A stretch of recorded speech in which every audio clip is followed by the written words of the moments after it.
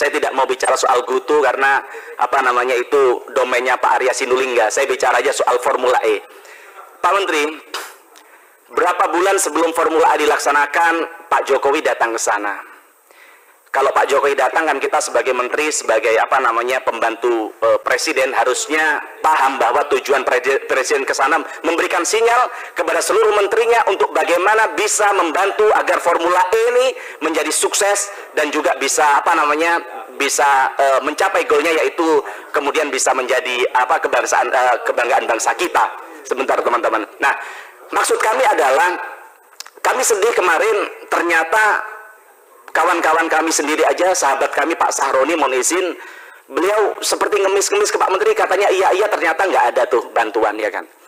Kami juga sempat senang bahwa waktu itu sempat ada MOU dengan anak Pertamina, apa namanya Pertamina Renewable apa itu, ya kan, yang ternyata itu ya bukan ngasih sponsor, malah ternyata hanya memberikan apa potongan terhadap harga ini, harga apa namanya BBM yang dibeli kan begitu. Nah, maka harapan kami Pak Menteri, kalau kami lihat, Bapak mungkin lihat di medsos itu pedas, tapi kadang bagus untuk kritikan kita, untuk multivitamin kita, untuk bagaimana kita bisa lebih bijak dalam mengambil kebijakan.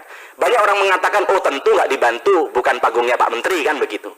Ada juga yang bilang bahwa, oh ini apa namanya, ya kalau acaranya Menteri, jangankan sebulan proposal, 1 menit sebelum acara Pak Menteri aja bisa BUMN itu support begitu. Maka kemudian ada kata-kata di masyarakat yang bilang bahwa oh ini memang sengaja oleh Pak Menteri BUMN diintroduksikan untuk BUMN tidak bantu apa namanya Formula E karena ini kemudian Pak Anies Baswedan ini menjadi kompetitor Pak Menteri kan begitu. Saya bicara di sini Pak Menteri bukan dalam kapasitas saya mendukung Pak Anies Baswedan atau enggak, tidak.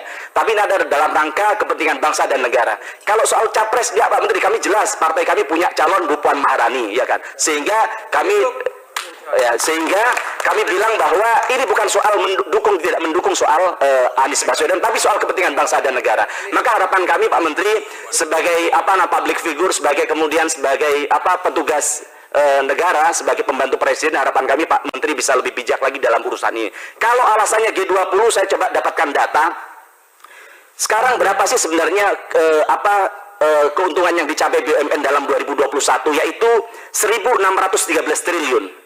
Kalau kita bilang sponsorship untuk kegiatan sponsorship dalam sebuah perusahaan aja 5-10%. Kalau kita bicara 5-10% artinya 80-160 triliun.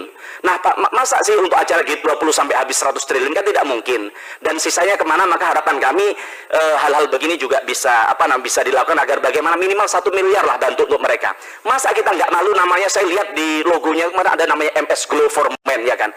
MS Glow ini produk kecantikan, ya kan, yang mereka berhasil sukses bukan karena negara, ya kan, tapi dia punya keinginan, anak muda ini punya keinginan untuk bagaimana ikut mengharumkan nama bangsa kita sehingga dia mau melakukan sponsorship di situ. Maka harapan kami hal yang baik yang seperti dicontohkan MS Glow ini juga bisa ditiru oleh Pak Menteri BUMN ke depan dengan membuang sedikit egonya terhadap kepentingan politik begitu.